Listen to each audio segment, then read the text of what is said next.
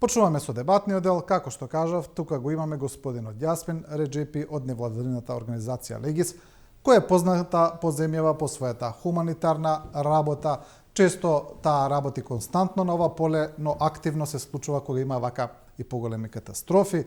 Господине Реджепи, пред да поминеме на хуманитарниот дел за тоа како се собира хуманитарна помош околу прашањата кои се отворија во државата, кои се дебатира и во последните денови околу тие аспекти, прво едно генерално прашање за состојбата во Турција, кои се последните податоци, што велат за бројот на загинати, за бројот на луѓе без домови, видовме 1 милион без домови, за бројот на загинати, знаеме ли нешто ново? Значи, од утрово и јас располагам со истите ваши информации. Таа бројка се менува секојдневно, од час во час, во зависност од тоа како ги истражуваат урнатините. Моментално многу тимови, до овој момент многу тимови се откажаа, бидејќи шансите за пронаоѓање на живи луѓе се малку, иако во последниве 24 часа негде околу 10 чуда се случија, па се најде околу 10 случаеви да ги извадат живи од урнатините.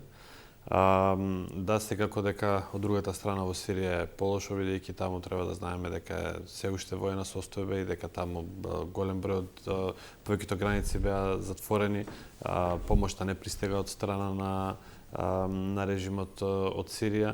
За разлика од Турција, таму нема ниту машинерија, тоа е пропадната држава, failed Да, state, нема да. организирана власт на Да. целата територија, така За среќа има одредени хуманитарни организации кои што работат веќе десетина години на тие територии и сега се воспоставува контакт со нив за да може тие на терен да завршат делот овие работи, значи тоа што се пушта од сите земји во светот кон Турција да стигне во Сирија и да се распредели на луѓето кои што се во оние кампови кои што се за привремено внатрешно населени лица.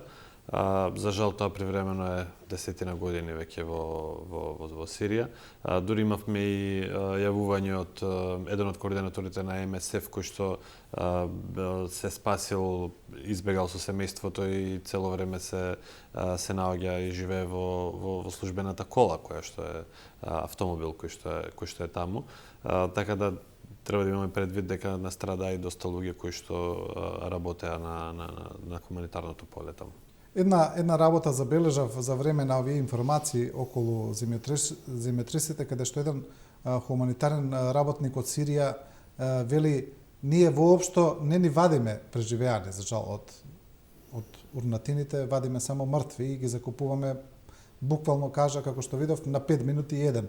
За разлика од Турција, каде што спасувачките тимови до сега извадија доста голем број на преживеани, спасија многу луѓе, сега за жал се повеќе помалку и помалку бидејќи одминува времето, но во Сирија токму поради недостигот на спасувачки тимови, на механизација, многу малку луѓе добија и шанса да се спасат потоа. За жал, Сирија веќе десетина години се соочува со ваков вид на разорнување. И таму има една организација која што се нарекуваат White Helmets, бели шлемови, кои што цело време само тоа го прават. Вадат луѓе од урнатините после бомбардирањата кога се случуваат од страна на режимот на Асад или на руските авиони. И тие цело време си во овие години апелираа до меѓународната заедница: дајте ни механизација, дајте ни опрема за да можеме да вадиме луѓе. Еве сега кога се случи земјотресот, тие луѓе се на терен, но немаат механизација, немаат можности. И кога веќе ти ги немаш тие услови како што е во Турција, но зошто е тоа така? Пред се затоа што не е лесно да влезе помошта толку лесно да влезе помошта во Сирија. Многу земји политички и административно имаат проблем да влезат преку Турција, туку гледаат да тоа да оди преку официјалната влада во Дамаск, а тие не ги пуштаат да поминат во другиве подрачја и така во бунтовничките делови. Да.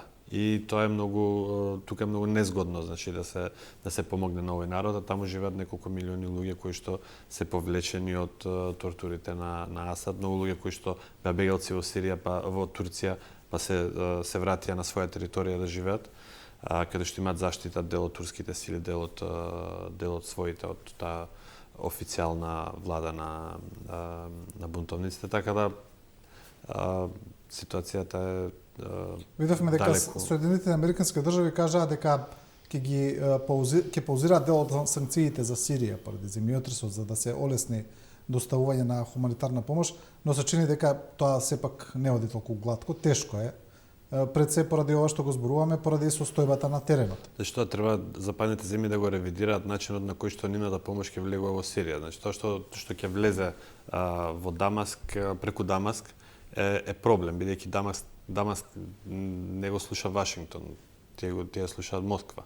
И поради тие политички разлики треба да западните земји да размислат добро и донесат брзи одлуки за таа помош да стигне преку Турција, за да има поголем ефект. А инаку најпогодени се фактички деловите кои гравитираат према Турција, тоа се бунтовничките делови. Да. Тие се всушност погодени од земјотресот. Да, дел од нив и дел од кои што ги контролираат курдите. Да. Добро, во однос на ова, директорот на Црвениот крст, господинот Саид Саити, ми се чини објаснуваше, кога го прашаа за ова прашање, тој рече дека кога даваат граѓаните хуманитарна помош во земја, бидејќи овој коментар за Сирија често го слушаме, во ред сите помагаме за Турција, каде е Сирија во приказнава, таму луѓето исто така требаат помош, оставени се сами на себе, никој не им помага, па има луѓе кои сакале да донираат и за Сирија, и тој кажа дека кога се даваше хуманитарната помош, се уште се дава, дека граѓаните може да кажат дали сакаат да оди за Турција или за Сирија, а доколку не кажат дека потоа ќе се распредели. Дали навистина така оди? Има ли некаква координација во доставувањето на оваа хуманитарна помош, каде што потоа тоа ќе се одели? Да речеме ова ќе оди за Турција, ова за Сирија. Да, значи што се однесува до Црвениот крст, тоа господин Саид Саити го објасни, бидејќи тие имаат нормално сработка со Црвениот крст и полумесечина на Сирија, и тоа што е наменето за нив ќе оди преку нив. А тоа што е наменето за Турција ќе оди за Црвената полумесечина од Турција. Така исто со средствата кои што ние ги собираме, тие ќе бидат префрлени во Турција, а организациите на кои што им се префрлаат средствата во Турција, потоа наменски ги трошат и за Сирија и за Турција сходно потребите. Исто така и со материјалната помош која што ја собравме и сите овие шлепери кои што одат таму, дел од тие ќе биде наменет за Сирија и веднаш штом се создадат услови за да можат да поминуваат сите, бидејќи голема гужвата, сообраќајниот метеж, начинот на кој што се стигнува до погодените подрачја, штом ќе се создадат услови, тие веднаш ќе бидат префрлени, односно и веќе има голема поддршка, односно оди материјалната помош што доаѓа од цел свет, дел оди и за Сирија на оние организации кои што се од Турција, кои што работат и на таа територија.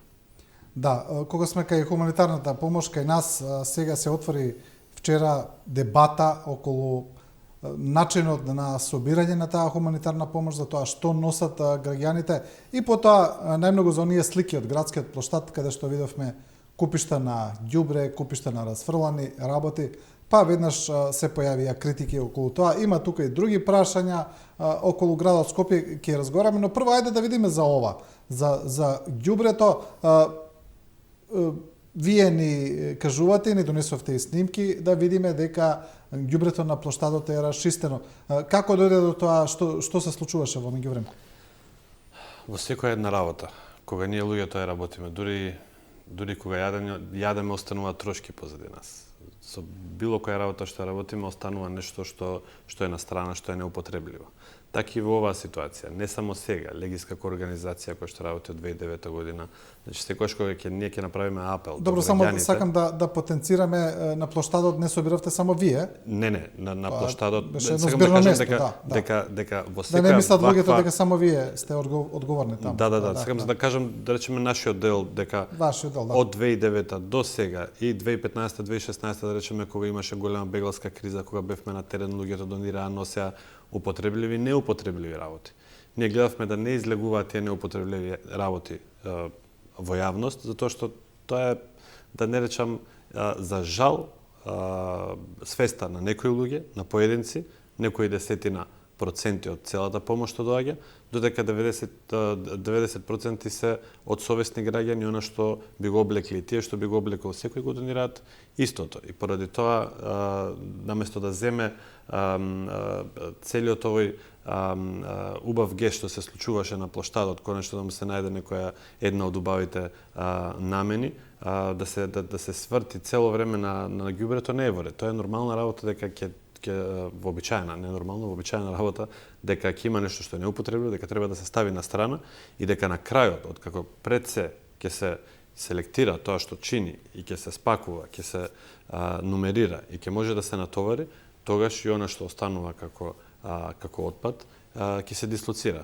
Мене ми е жал што конкретно на плоштадот град Скопје или општина Центар, кој да е надлежен, може да понуда, да ги прашаат тие студенти, тие работници од Лимак, кои што по цел ден работат на зградите и навечер доаѓаат да помогнат, да им се најдат на студентите таму, да речат еве што ви треба. Во најмала рака можеме да ставиме контейнери, да ставиме чуда, за да може да се среди отпадот, за да не личи на тој начин и да не се одзема вниманието од една убава хуманитарна акција и од еден убав приказ на солидарноста на Скопје, на граѓаните на Скопје, но и од цела Македонија, да биде вперен само кон она што останува на страна.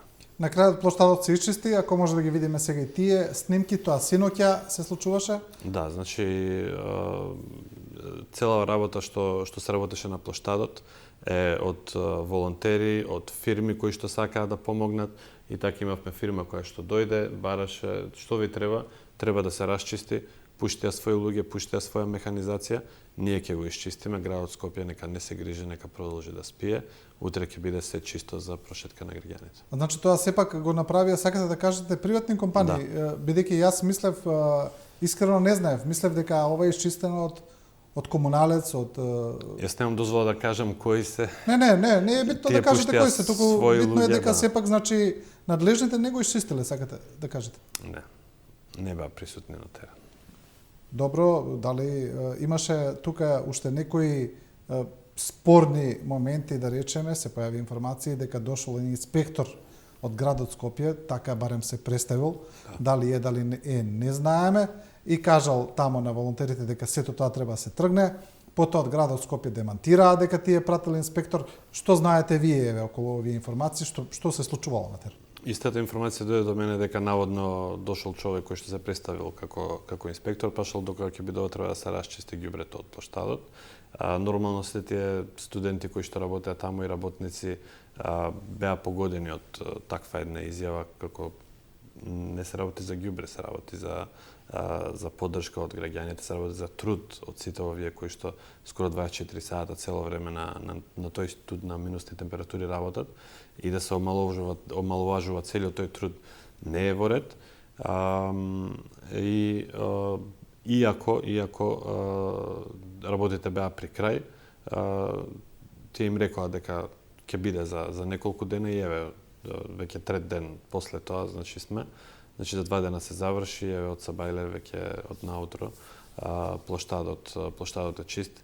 Дали било така, дали не било така, никој од нас не може да тврди, сепак не е во ред и навистина голем прашалник е кој тоа сака да ја уништи солидарноста на Скопје, на скопјани, на сите наши граѓани, на оние кои што таму ден и ноќ работеа волонтерите за да се испрати голема помош од Солидарно Скопје за во Турција.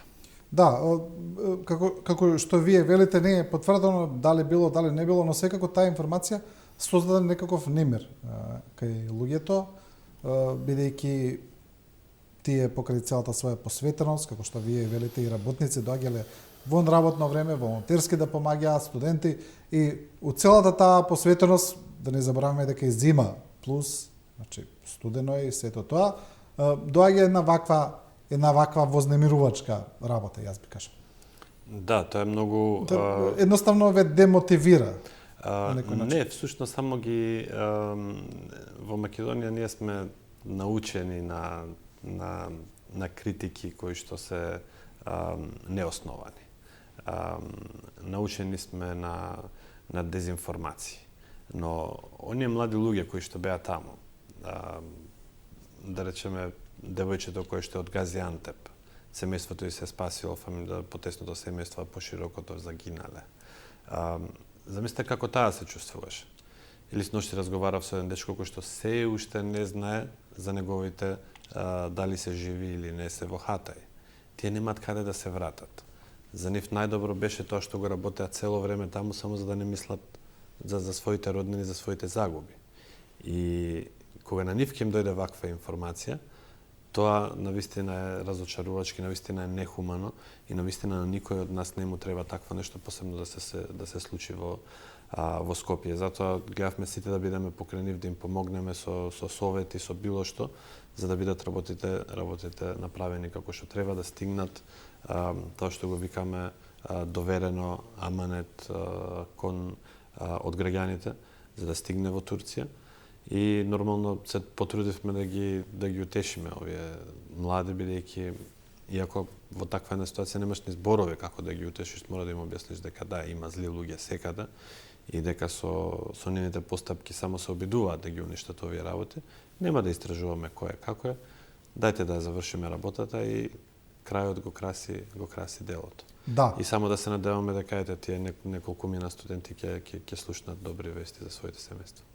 Секако, ајде малку да ги видиме сега, како што вие велите, и позитивните аспекти на оваа приказна, бидејќи мене барем ми се чини, вие сте во хуманитарната работа, можете подобро да кажете за деталите, ги приметувате финесите, но мене ми се чини дека одговорот на населението во Македонија на барањата за помош, на апелите за помош, беше навистина позитивен и голем, но не само на населението, на институциите, на државата кои испред тамо спасувачки тимови, од армијата, од другите служби, од исто така општините, самите општини се јавија како донатори, компании се јавија како донатори. Ми се чини и граѓаните пред се еден масовен одзив, ми се чини дека одзивот навистина беше масовен. Видов вчера брачен пар од Битола ја понуди својата викендичка или викендички за семејство од Турција и од Сирија, кажаа дека може да сместат одреден број на луѓе, ги повика да дојдат. Кажете ми вие за тоа, за одзивот, како вие го видовте? Значи, до сега немам видено поголем одзив. Навистина не очекувавме дека ќе биде на овој начин, дека пред се институциите ќе одговорат брзо, дека ќе пратат колку што се нашите капацитети од Република Северна Македонија. Од друга страна и локалната самоуправа прати своји тимови, пожарникари, пратија спасувачки тимови, пратија волонтерски од волонтерските здруженија, луѓе кои што се обучени да го работат тоа. Видовме дека многу фирми сакаа да помогнат, освен помошта на граѓаните, значи која што не можеше да ја собере на плоштадот. Треба да знаеме дека и на многу други места низ Македонија се собираше таа помош и се испраќаше во други организации исто така. И се работи за, ја мислам, некои десетици, од плоштадот се само десетина шлепери, а камоли од другите места и од другите организации. Само од плоштадот? Да, само од плоштадот се 10. Исто така би сакал да кажам дека еве во учениците од пето оделение во уште првиот ден од Свети Кирил Методи во центар поведоа иницијатива да направат нешто од себе за да го продадат, за тие пари да ги донираат во Турција, потоа учителките ги пуштија, па директорката рече ајде ќе го направиме на ниво на цело училиште, за да научат и децата и да се солидаризираат, да се продолжи таа пракса на младите. Исто што е за пофалба и ги поздравувам го кој ја користам оваа прилика. Исто што е битно е дека сите овие шлепери со хуманитарна помош кои што идат од Македонија одат без пари. Значи автопревозниците со камиони на нивен трошок го организираа, односно се понудија да ја испорачаат цела хуманитарна помош бесплатно до Турција. Тоа е исто така донација, буквално исто така Да, донација. тоа се рачуна, тоа се смета како донација, но сакам да кажам дека еве на почетокот мислевме кај ќе најдеме колку пари ќе чини и се, и не можеме да поверуваме дека не може да се стигне на ред. Значи се пријавуваат сите, имам еден, имам два, имам 5 камиони, не е проблем, кажете кога да полниме, да носиме. Значи нешто невидено до сега. За жал, секогаш несреќите ги собираат луѓето заедно, ги сближуваат. Но сепак е убаво да се знае дека градот на солидарноста одговори на ниво, односно граѓаните кои што донираат, значи зборувам и Скопје, но и другите граѓани од другите градови секако чија што помош пристигнуваш со камиони и со комбиња до Скопје. Да не забораваме дека освен помош ваква материјална во храна, во облека, така натаму во лекови, се донира и пари директно. Имаме ли податоци, Црвениот крст кажа некои суми, но тие суми доаѓаат, прво имаме институционални донации, самите општини даваа пари, државата даде пари, но и граѓаните исто така донираа пари. Имаме ли некакви податоци околу тоа колку парични средства се собраа? Тоа ќе се види на крајот, бидејќи се уште се отворени сите апели и повици. Се уште сите тие институции кои што ги собираат тие пари, кои што заеднички на крајот ќе се одлучи кога ќе се затвори кампањата, за да се види да се префрлат средствата и ќе се види кој колку дал, ќе се сумира и ќе имаме информација точна колку средства ќе бидат парични средства ќе бидат префрлени за Турција и Сирија. Да. Добро, ајде малку да видиме сега за состојбата сама во Турција. Вие контактирате таму со вашите колеги, со хуманитарните организации, ја следите и состојбата на теренот. Гледаме, така го почнавме разговорот, но сега повторно ќе се вратиме. Јас видов некој податок, прочитав вчера дека сега е можеби тој процент малку зголемен, дека се пребарани околу 15% од урнатините до сега. Па тоа беше до вчера, дека биле пребарани 15% од урнатините и на тој процент имавме околу 33.000 жртви. Значи, ако се движиме пропорционално, според тие бројки, не знаеме дали така ќе биде, дали така ќе се случи на крај, таа прогресија, црна прогресија, но се чини дека бројот на жртви ќе биде доста поголем од овие бројки, за жал, бидејќи исто така прочитав и ќе ме коригирате, не знам дали е точно, дека процека е дека под урнатините има околу 180.000 луѓе. Исто така не знам тоа дали ќе биде точно на крај, но сепак ми се чини дека состојбата во Турција, иако имаме една масовна спасувачка операција, е се уште тешка. И во Сирија се разбира. Треба да имаме предвид дека се работи за површина која што е колку 4 Македонија. И дека да се стигне... Која е зафатена. Да, зафатена и луѓе кои што се под турнатините, значи тоа е површина од сите тие десетина градови, каде што е многу понаселена, погусто населена од оваа споредба. И една од работите кои што ги кажав и претходно е дека треба да имаме предвид дека во тие гранични делови на Турција кон Сирија има доста сиријски бегалци. Што значи доста? Само во градот Рейханли, кој што имаше 90.000 жители, турски граѓани, при нашата посета 2017 година имаше 120.000 сиријци, бегалци.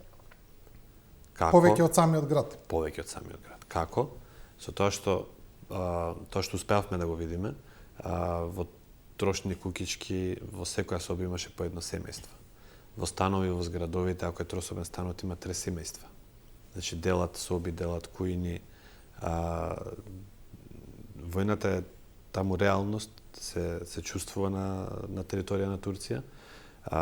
Навистина, оној договор помеѓу Европа и Турција 2016 година да се сопрат бегалците во Турција, не може туку така да ги сопрете. Каде ќе ги лоцирате тие луѓе, милиони луѓе се во прашање кои што не може да се вратат во Сирија.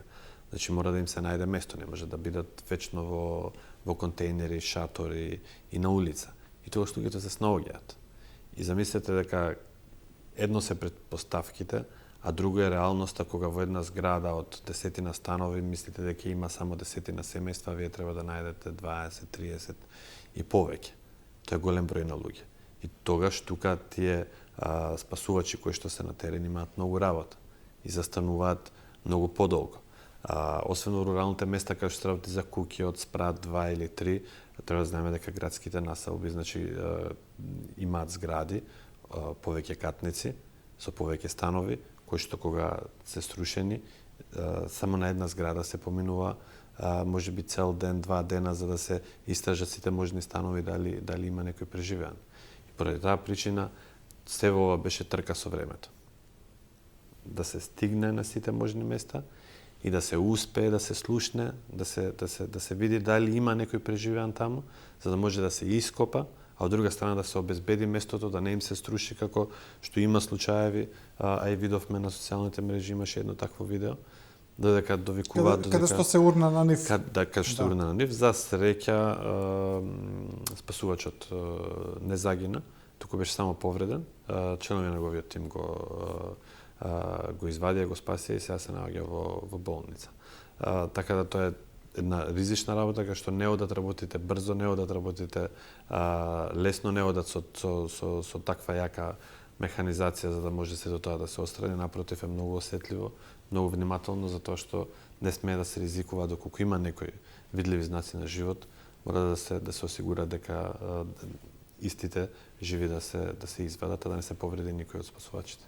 И да биде маката поголема, сето ова се случи среде најтешка зима, мислам среде зима, кога е најстудено, сакам да кажам, да беше барем лето, работите ќе беа полесни, немаше луѓето да страдат од студ. Сега, значи, затрпани под урнатините, во сред зима, можноста за преживување се намалува максимално. Да, посебно, да речеме, целата првите денови кога видовме, значи тие урнатини, целата слика беше во одредени градови покриена со снег. Дали ќе се трга снегот, дали ќе се тргаат урнатините. Тешко им е и на овие кои што работат, бидејќи работење во такви услови е тешко и заморно, од друга страна тешко им е на тие од таа страна, бидејќи треба да имаме предвид дека во тие места на таа температура станува уште поладно, се случува хипотермија, немаат вода, немаат храна и навистина можеме да ги наречеме чуда сите овие луѓе кои што издржале сиве овие денови за да бидат откриени и спасени. Знаеме дека овие спасувачки операции и плюс овој снег спречуваше на голем број на тимови за да стигнат на местата. Значи, во провинцијата Хатај и градот Хатај беше дури невозможно во првите часови да се пристигне. Мора да пристигнуваат со хеликоптери, бидејќи разорени патишта од една страна, од друга страна покриени со снег, а нема доволно механизација да се исчисти. Да, видовме и апокалиптични сцени каде што патишта беа буквално пресечени на пола. Значи, расцепот беше баш среде автопат, да речеме. Имаше во некои делови, во некои градови и доста критики за тоа дека спасувачките екипи не дошле на време, дека чекале многу, дека не дошол никој. Во оваа една ваква масовна спасувачка операција, каде што тимови доаѓаат од буквално сите земји на светот, вие бидејќи сте учествувале, да речеме, во едно микрониво во ваква работа, претпоставувам дека знаете колку е тешко да се координира сето тоа. Бидејќи, видите вака, прво имате преки на сообраќај, на авионски сообраќај, на сето тоа, па луѓето треба да дојдат. Па ајде некако ќе ги донесете. Па потоа сите тие тимови на територија на Турција, меѓународни тимови, со различни јазици, бариери и така натаму, вие треба да ги координирате, да ги донесете таму каде што сакате. Па потоа кога ќе ги донесете, вие треба да ги сместите, да им обезбедите храна, јадење и така натаму. Сето тоа да се функционира паралелно со погодените жители, паралелно со повредените, значи една масовна логистичка операција, многу тешка и сложена. Тоа што од терен, ние информациите што ги земаме е дека координацијата беше на многу високо ниво.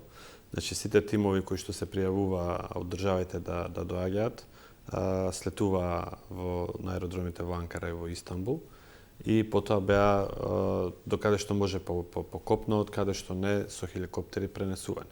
Треба да имаме предвид исто така дека сите тие тимови се само обстојувачки. Што значи тоа? Ако, да речеме, една земја праќа 20 луѓе, тоа значи дека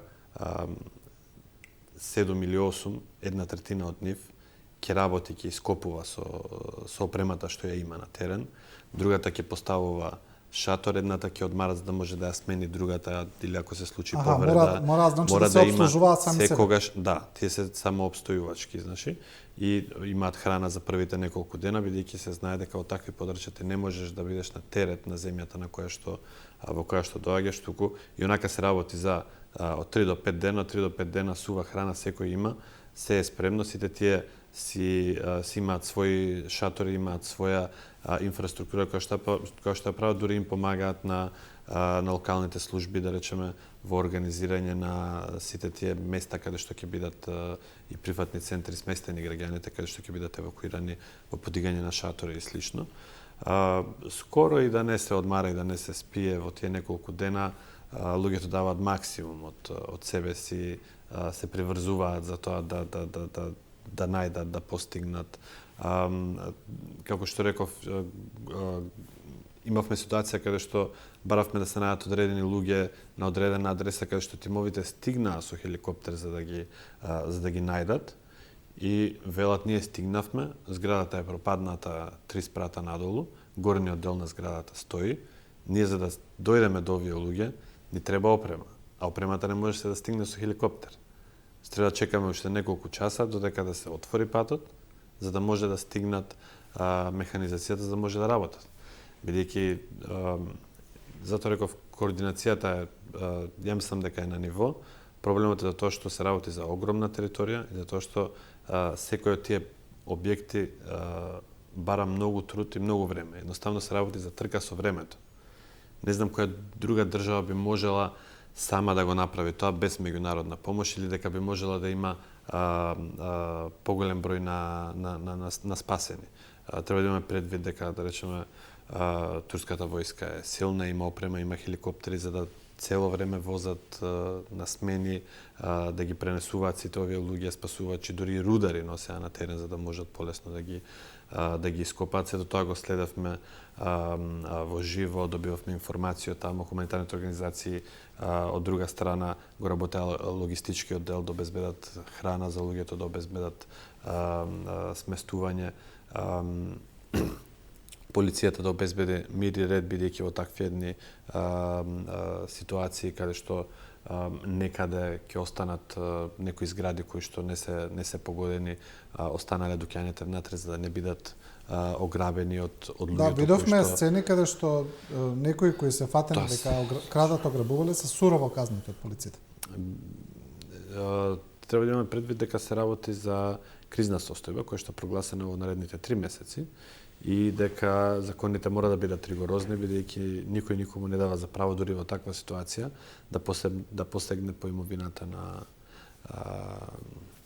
по туѓа имовина на друг човек или на правно лице. И затоа, за да се воспостави тој ред, рековме дека и полициските тимови го прават тоа, се расчистува сообраќајот, се обезбедува се, бидејќи мора да бидат безбедни оние кои што работат таму, мора да бидат безбедни граѓаните што преживеале и безбедно да бидат евакуирани на места кои што ќе бидат сигурни од наредни потреси. Добро, тоа и треба да имаме предвид дека не се работи за еден земјотрес, туку се работи за серија на големи земјотреси кои што се случуваа во отприлика некој период од 24 часа. Тоа, да, тие земјотреси се уште траат, тие потреси, тоест авторшокови се уште траат.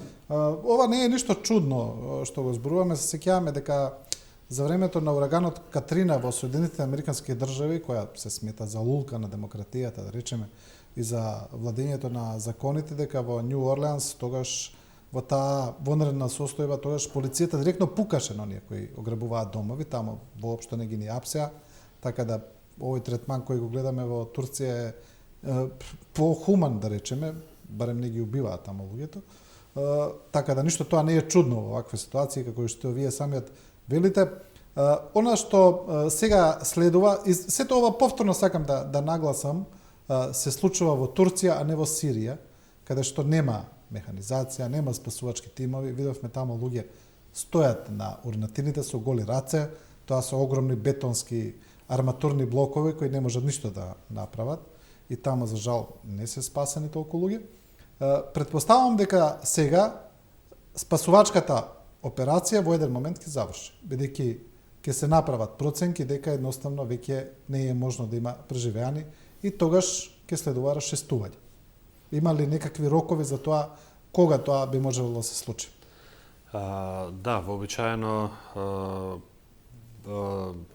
спасувачките операции траат од 3 до 5 дена и ако се случи за една недела до 10 дена случајно да има некој преживеан бидејќи имал вода до себе или слично, видовме дека австриските, германските, црногорските, па дури одредени тимови од Македонија се вратија назад, бидејќи шансите за преживеани се многу мали.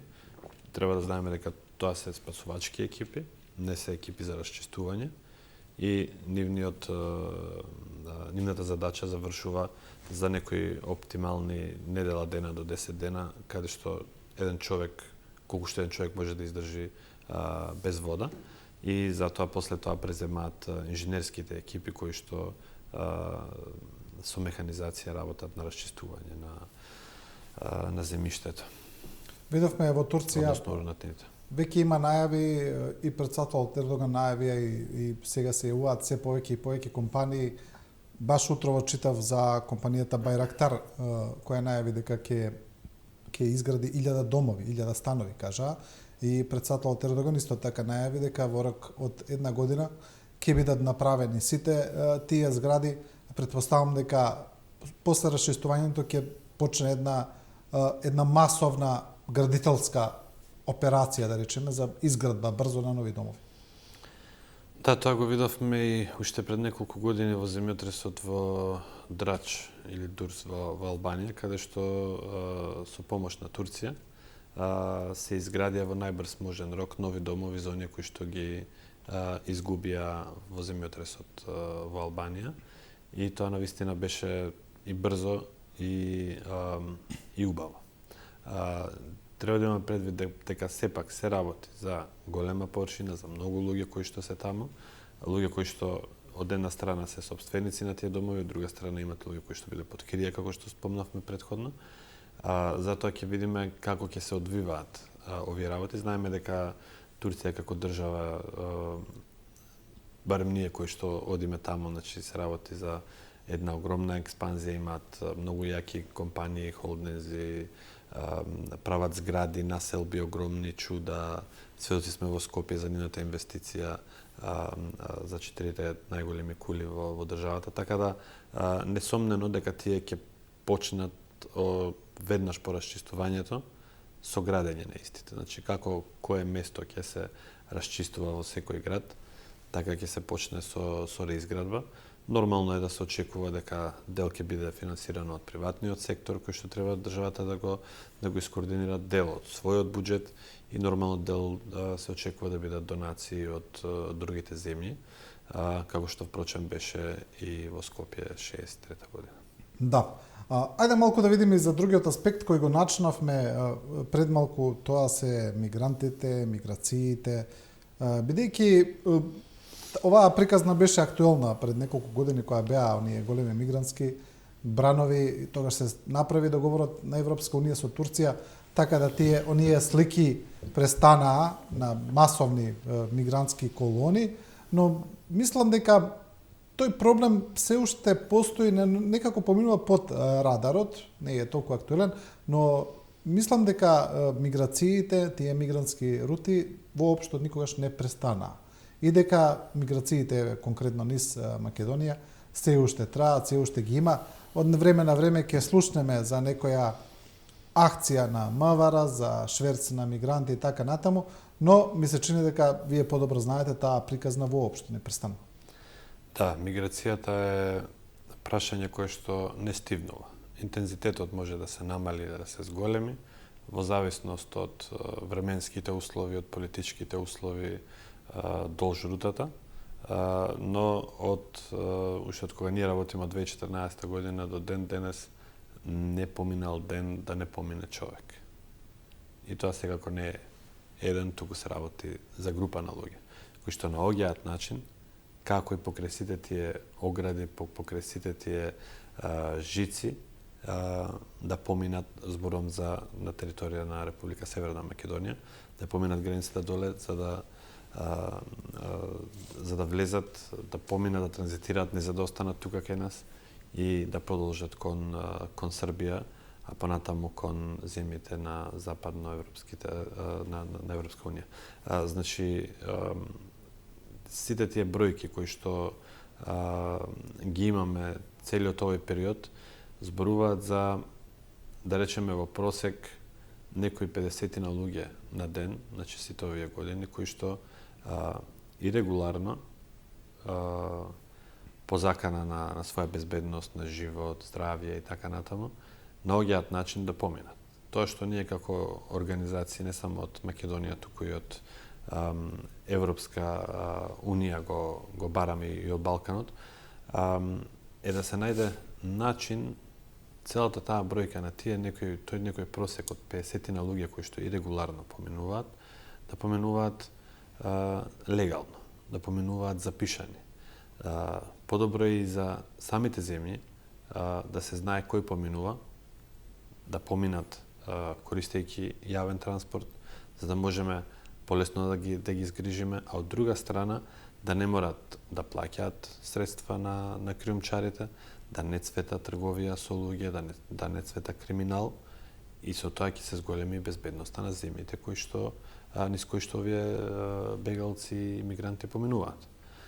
Но за жал ниту од Европска унија нема таков одговор, ниту од локално од земјите, бидејќи нашите политики сепак треба да бидеме фер и да признаеме дека зависат од тоа што ќе се ставот кој што ќе го донесат земјите во Европската унија. Да, бидејќи сепак крајната дестинација е кај нив, а да речеме за Република Северна Македонија почетната дестинација за нив. Да. Треба да имаме предвид дека доаѓаат од земја членка на Европска унија и ние немаме тука што да направиме, да спречуваме, да браниме и освен да им осигураме тоа што е човечки, е безбедност, хуманитарна помош, медицинска заштита, правна заштита, додека не поминат понатаму.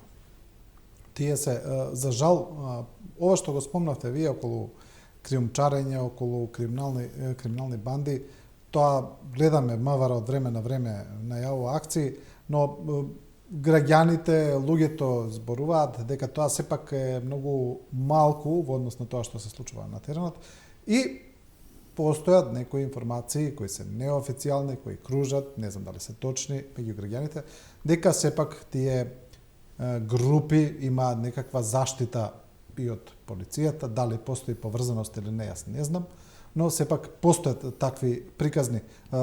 Што велат вашите согледувања на теренот во однос на овие криумчарења, на овие банди кои мораме да кажеме дека заработуваат многу? Јас не знам, вие ќе ми кажете, ќе ми поправите, ми се чини дека цифрите беа порано и по неколку илјади евро човек, сега не знам како се за премин на македонска територија. За премин преку Македонија, од прилика оно што имаме некаква информација е дека тие плаќаат околу 1000 евра. 1000 евро човек, само да поминат. Само да поминат.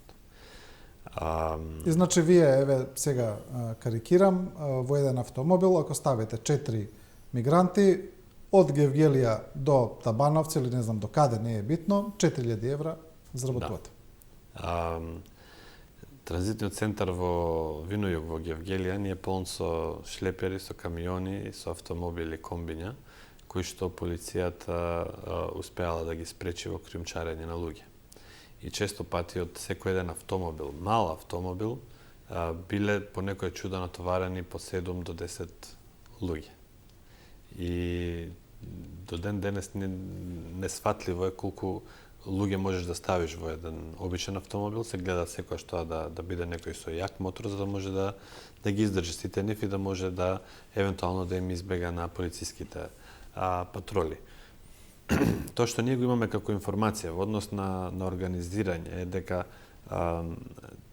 тие структури криумчарски се организирани низ целата рута. Тоа значи од земјите од каде што доаѓаат овие луѓе до земјите до каде што пристигнуваат. Аха, тоа е една цела логистика, не е само Да. не е поединечно во секоја земја. Да. И има луѓе кои што се приморени да ги користат тие услуги или луѓе кои што немаат средства, немаат да платат и мора да одат сами. Тогаш тие кои што одат сами, а не сакаат да платат, за да им се покаже патот или да бидат пренесени, тогаш имаат безбедности проблеми од истите овие структури. Од самите нив. Да. Од друга страна има ситуација каде што криумчарите ќе пуштат неколку групи да поминат на граница за полицијата да се растрча по нив, за на крај еден автомобил, еден камион, една група да може да помине преку некоја дупка, преку некоја шума и користат различни начини како сите овие работи да ги извршат за луѓето да бидат префрлени низ нашата територија. Често пати они кои што користат како мамка за полицијата секако се враќаат за Грција и тие самите велат ние бевме измамени, бевме мамка, ајде сега сакаме да се вратиме на нашите тур оператори да им не, ние сме платиле, туку да им кажеме дека рекламација со истите пари да се обидеме повторно. Значи тоа се различни погледи на работите кои што се случуваат. Тоа е секако дел од одредено подземје кој што ние како организации не можеме, ниту имаме мандат да работиме. Нашата работа е да кажеме дека да, овие луѓе мора да се направи максимум да поминуваат легално, за да не бидат соочени со ова. Бидејќи еве вие да сте некој човек кој што едва го зборува јазикот од некоја источна или блискоисточна земја во Грција и сакате да преминете преку Република Северна Македонија. И застанувате на некоја бензиска таму или во некој од тие кампови, барате некој што ќе ве преведе преку Македонија. Ќе кажете, ќе дојде човек и каже, да, еве ти слики, јас ги поминувам луѓето, платите тука завршена работа, ќе те остави до Моин, до некое место, до Вардар, и ќе рече, еве ти стигна. Или имаме случаи на луѓе кои што полицијата ги наоѓа па ги носи во транзицион центар за да се погрижиме за нив, кои што токму такви измамници ќе ги остават на нито едно место, ќе јават на полицијата дека има луѓе за да ги соберат, и во меѓувреме ќе ги ограбат, ќе ги повредат, имаме луѓе со тешки физички повреди, имаме луѓе кои што немале да платат, па биле бутнати од воз со исечени екстремитети, имаме луѓе кои што се загинати на наша територија, така да тоа се една бројка на жални приказни, тие животи и нивното здравје на сите тие луѓе треба да се заштити само преку тој еден начин. Значи, нашиот мандат не е борба со криумчарењето, туку да ги спасиме оние кои што се жртви на криумчарење. Мандатот на МВР, на обвинителство е да ги разоткријат, да ги најдат и да работат на таа тема, а ние да можеме да лобираме за истиве луѓе да немаат вакви потреби, да немаат вакви загуби. Да, само што ова би прашал бидејќи актуелно се разбира кога се работи за пари. Имаме ли информација тогаш колку пари му треба на еден мигрант, еве да речеме од кога ќе се истори во Грција или доколку тргне од Турција, да стигне до Германија, да речеме, и да ја плати целата таа рута? Зависи, како што реков, од земја до земја, има земји кои што се поголеми, Македонија е 1000 евра, Србија е 2-3 пати поголема од Македонија, цената е поскапа, ама никој од нив не поминува под 10.000 евра да ја помине цела. Значи 10.000 евра ги чини нив. Да, од Турција до Словенија или Италија. Добро, има ли некаква проценка сега во контекст на земјотресов, на оваа природна катастрофа и на сето ова што го зборевме за сириските бегалци во Турција, ќе влие ли ова на некој начин на таа миграција? Што мислите ви? За сега немаме повисоки бројки. Нормално е во кризна состојба една држава да ги засили контролите на своите граници, па така е случајот и со Република Турција и дека помал број од луѓе ќе поминуваат во наредниот период од Турција посебно за време на овие 3 месеци на кризна состојба, дека очекуваме помал број на луѓе да поменуваат, но доколку не се реши нивното стамбено прашање, доколку Европската унија не го одржи договорот за поддршка на бегалците кои што се наоѓаат во Турција, тогаш тие луѓе најверојатно ќе бидат приморани да масовно да најдат друго чар, друго место. Доколку зборуваме за враќање назад, таму повеќе и да немат домови и места за да се засолнат во Сирија, ниту имаат безбедност, се уште е војна, значи нема друг избор освен повторно да тргнат кон балканската рута. Како што реков, се зависи од тоа како ќе го изменаџира Европската унија тоа со Турција, односно каква поддршка ќе им пружи за да не бидат приморани да заминат од таму и да дојдат овде. А имаше искричења помеѓу Европската унија и претседателот Ердоган и Турција околу тоа. Неколку пати Турција се закануваше дека ќе го прекине договорот бидејќи не им биле исплаќени парите, но ми се чини дека го користеше и тој адут и за други политички присметки, да речеме, со Европската унија. Видете, битно е да знаеме дека средствата кои што се ветени, тие 3 милиарди евра годишно за поддршка на бегалците за да останат во Турција, да бидат згрижени, се средства кои што не се даваат на турската влада, туку на организациите и институциите кои што работат на терен за поддршка на сириците. Им се дава секојдневно леп, им се плаќаат кири, им се плаќаат сметки, им се плаќа здравствено осигурување, им се плаќа медицинска помош, им се плаќа психолошка помош, се плаќа образование за тие деца кои што ги има таму, се плаќаат разноразни тренинзи за да можат голем број на семејства кои што се останати без жени, без своите сопрузи или деца без своите татковци, за да може да застанат на нозе, да научат нешто, да можат да работат, за да самите се издржуваат.